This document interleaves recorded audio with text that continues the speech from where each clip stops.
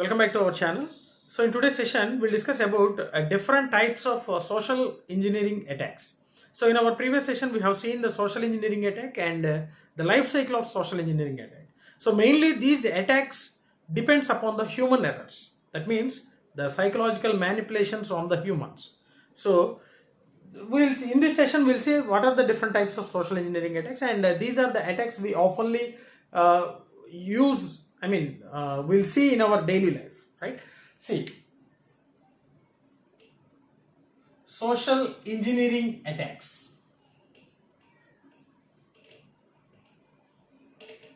So these are categorized into two ways.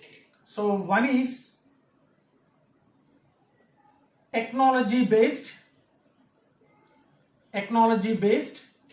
So another one is a human based. So that means if you are going to this technology based, so the attacker will use some sort of technology where the victim will provide his or her information, right? And coming to the human based, there will be no technology, but still the attacker gets the information from the victim itself. So those we call it as a human based. So coming to the technology based, the first one is baiting. So I'll explain one by one later. So watering hole attack, and mainly phishing. Again, in this phishing, so we can say email phishing,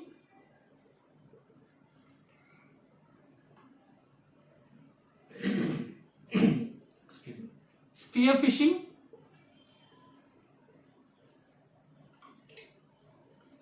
whaling, wishing, smishing. So these are very few which uses where the attacker will use this some sort of technology to get the information from the victim. And the second category is a human based, and here comes with the first one, shoulder surfing,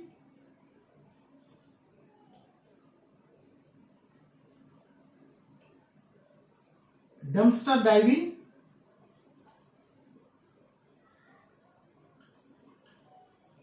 reverse social engineering attacks. So there will be a lot of attacks apart from these, but mainly I am focusing on these things. Okay. So in our daily life, we might be experiencing any one of these attacks, but we don't know these are called as a social engineering attacks, right? So let me explain one by one so that you will be related to your personal experience of these attacks. See, coming to first one, baiting.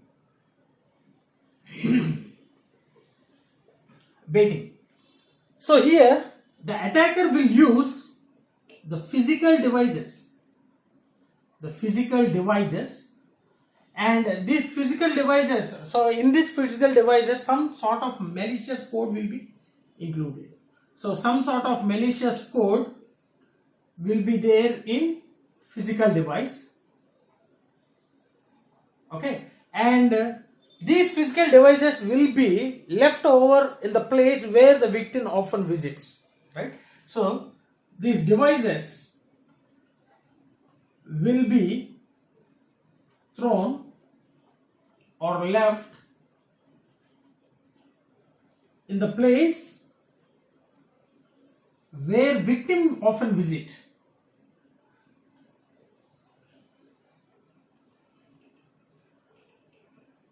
That means simply we can say in the public places, okay, for example, so they'll take one pen drive or a flash drive, so they will include some sort of malicious code in that pen drive, and they will label that pen drive with an important documents or important or very official or confidential information. So they will label the pen drive with such type of things which makes the curiosity to the victim, right? So here the victim is a normal user. So we people will be the victims, right? So they will left these pen drives or flash drives or throw these pen drives or flash drives in the public places where the public will often visit, right? So once the victim observe this pen drive with a curiosity, definitely he or she will collect this pen drive, and the next step they will insert into their own system or a laptop, right? So once they insert this flash drive into the laptop, immediately whatever the malicious code which is available in this physical device, that will be copied into our system, and automatically it will start spreading, right? So such a type of attack, we call it as a baiting. So they will prepare a bait to trap the victim.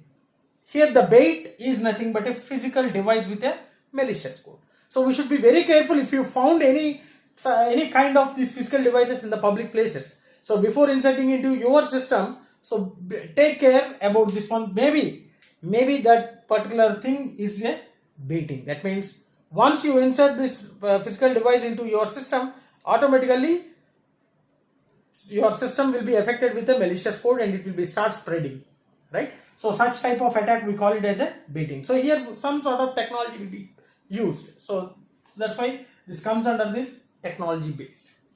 Next, watering hole attack. So in this watering hole attack,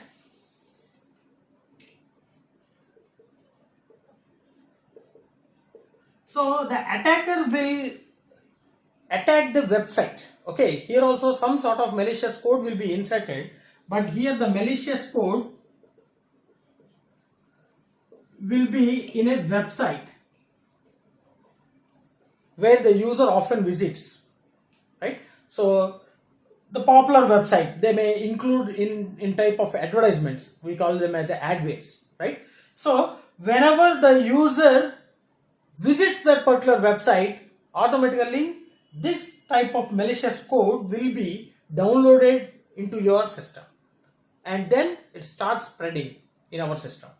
So once it got spreaded, automatically the information can be sent to the attacker. There might be a chance, okay? So we can't say everything is a malicious code, but there might be a chance of getting inserted into our system and taking over our control and telling our personal information, sensitive information to the attackers. So such type of attack we call it as a watering hole. So through that particular backdoor, the code will be downloaded to the website, downloaded to the clients, that means a user's system. So whoever visits the website, the malicious code will be downloaded into their system. So such type of attack we call it as a watering hole attack. Watering hole attack. And the next one, phishing. So here phishing, so some sort of link will be created. So link will be created which redirects to a website of malicious code.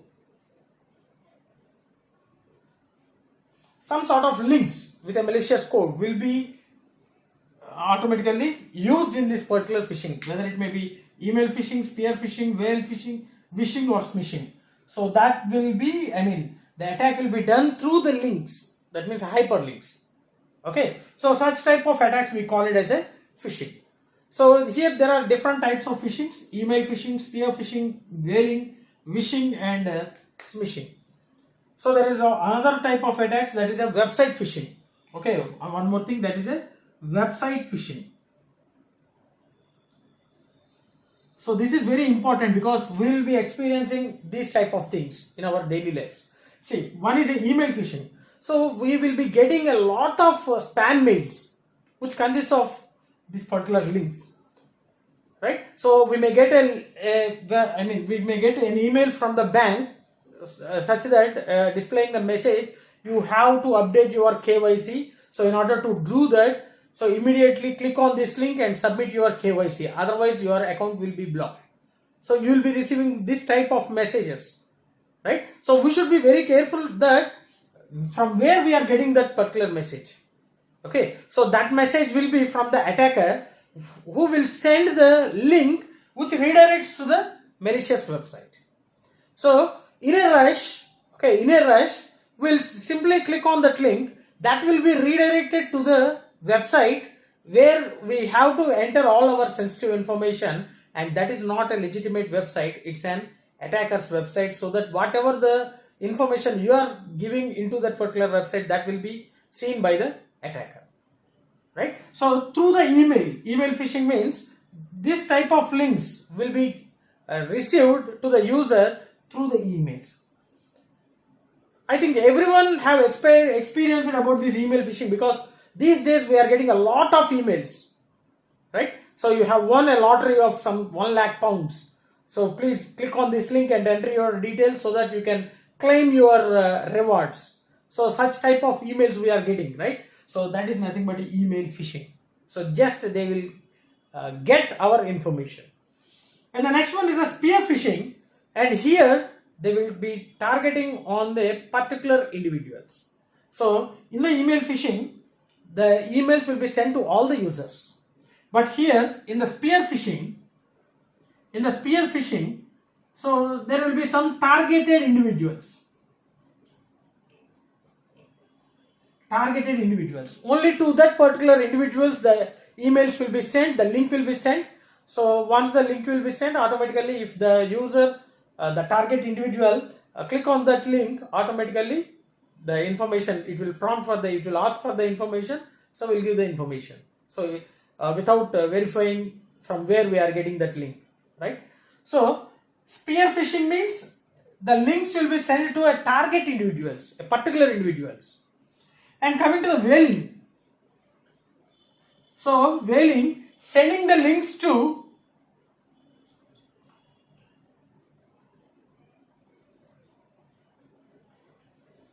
high ranked individuals, okay, a big shots. So they will be the targeted audience, right? So that is called a whaling, right? And coming to the phishing.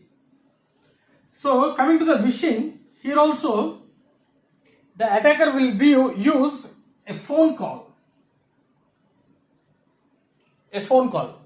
So hope everyone have experienced this type of attacks also. So we'll get a phone call from a legitimate authority to get the information, right? So recent times, so we are getting a phone calls from the credit card department saying that your rewards will be getting expired, so that please verify your card so that rewards will be changed to the money, so that you can use that money. Okay, you can change your reward points to the money, right? So they'll ask about all our information, our phone number, our email, and then our date of birth, okay, our PAN number, our card details, 16-digit number, everything they will ask.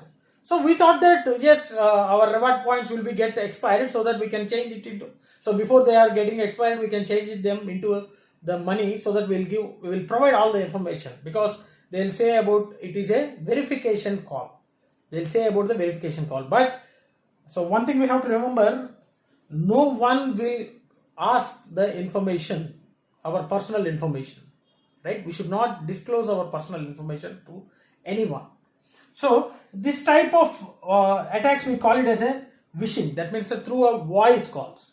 So the attacker will call to the user, and they will act as a legitimate authority. The call is from legitimate authority, and they'll ask some sort of information, so that we will provide the information, right? So that they'll get the information from the user in such a way. So that type of thing we call it as a phishing, right? And the next one is smishing. So similar to our phishing, here the attacker will use a SMS. So we'll get the SMS with the links. So just like our email phishing, we'll get a SMS. So your account will be blocked. So in order to avoid that, just click on this link and update your KYC immediately. So they will rush the users. So there is a very short time. So in a hurry, automatically the user will click on the link and they will be trapped. So here in the smishing, the attacker will use the SMS, right? So, and then the website phishing, so they will create a similar website, so which is similar, I mean, creates a website which is similar to our legitimate website, right? So they'll use the website, the fake website, and they'll pass the website link to the users so that they'll being trapped. The users will being trapped. So that type of phishing, we call it as a website phishing. So in all these phishing, so they'll use this link with a malicious code. They'll pass a link with a malicious code. In an email, they'll pass the link. Spear phishing, they'll pass the link to the targeted individuals. In a whaling, the target is with the high ranked individuals. And wishing, they'll use a phone call. Okay, they'll use a phone call and they'll get the information. And smishing, they'll use a SMS. And website phishing, they clone the original website, right? So in all these cases, some sort of technology will be used, right? So I think everyone have been experienced at least once with these phishing attacks. Anyone among these phishing attacks. So email phishing, spear phishing, whaling, etc., etc., right? But we don't know these are the social engineering attacks, right? Next, coming to the next category, that is a human based. So here the no technology will be used, and we call it as a non-technical social engineering attacks. Non-technical, there will be no technology. So first one, shoulder surfing.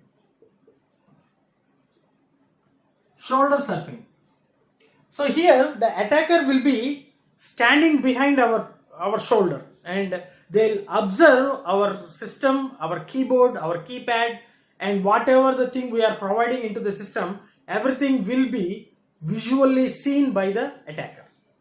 So that's why the name called as a shoulder surfing.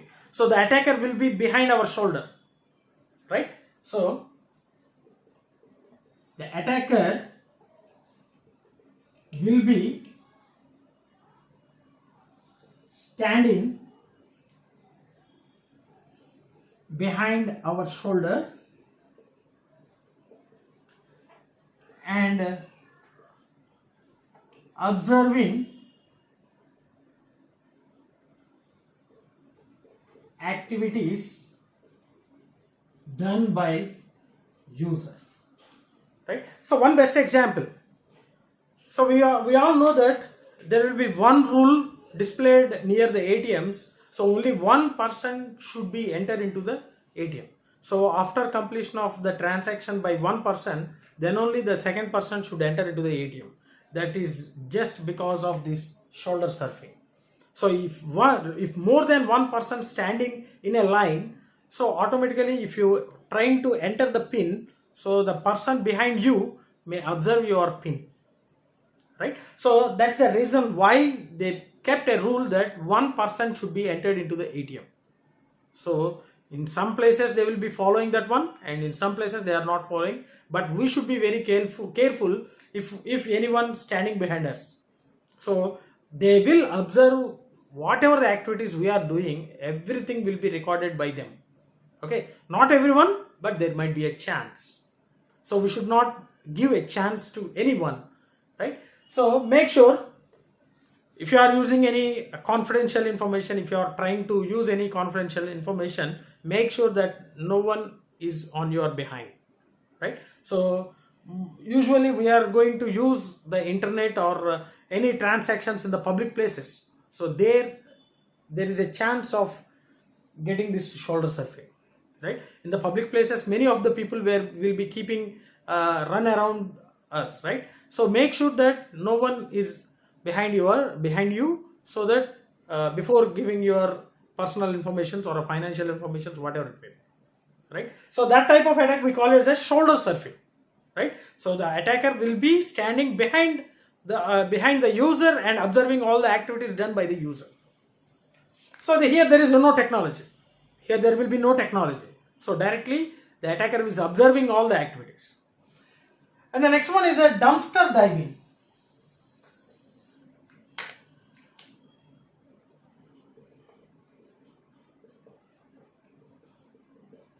Dumpster diving.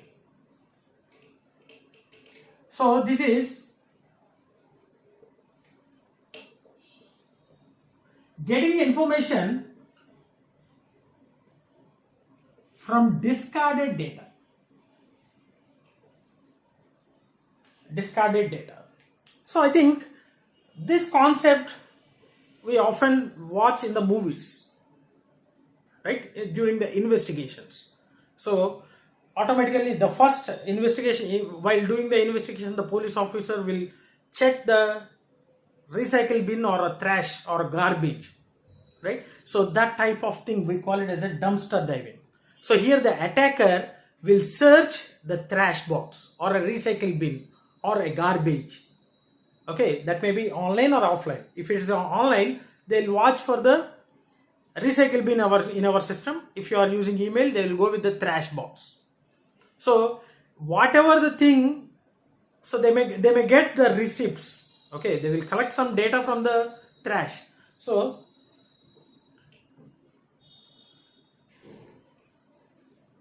collects data from trash. Example, receipts. Okay, they can collect the receipts and they can collect some whatever the thing, I mean the waste wrappers where we have written some phone numbers or email addresses, contacts. Okay, so some sort of calculation, some sort of reports, wasted reports, everything. So from that also the attacker may get a chance of attacking the user. So such type of thing we call it as a dumpster diving. So we should be very careful. So there should be, I mean, we should not use any sort of things in the trash also related to our information, sensitive information. So that may be anything, your phone number or your friend's phone numbers, email addresses, whatever the thing. So they'll collect some sort of information from the trash, okay, from the recycle bin. So such type of attack we call it as a dumpster diving. So from the trash, from the discarded items, right? So we often see this situation in movies, right? The last one is a reverse social engineering. So in this reverse social engineering, there will be no contact from the attacker to the victim.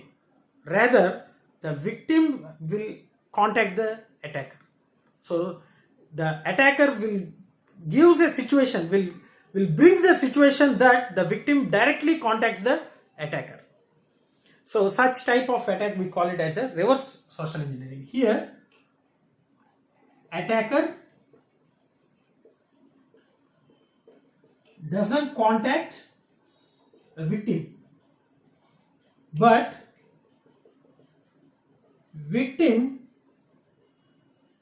contacts attacker. So the attacker will brings the situation, the victim should contact the attacker, right? So the attacker will create a problem, okay, in order to create a problem to the victim, so that the victim believe that the attacker is the correct person to solve that problem, and victim automatically contacts the attacker. So here the high degree trust will be established, right? So such type of attack we call it as a reverse social engineering attack. So here the attacker doesn't contact the victim, but victim directly contacts the attacker to solve the problem which the victim had, right? So here the high degree trust will be established between the attacker and victim. So such type of things we call it as a reverse social engineering. So these are all different types of social engineering attacks, and these are very few, and apart from these there are a lot more. So the technology based and human based. So in the technology based, some sort of technology will be used, and in the human based, so there will be no technology, directly the attacker will be getting the information from the user itself, right? So hope you understood these types of social engineering attacks. So let's stop here, and if you are having any doubts regarding this one, feel free to post your doubts in the comment section. Definitely I will try to clarify all your doubts. If you really enjoyed my session, like my session, share my session with your friends, and don't forget to subscribe to our channel. Thanks for watching. Thank you very much.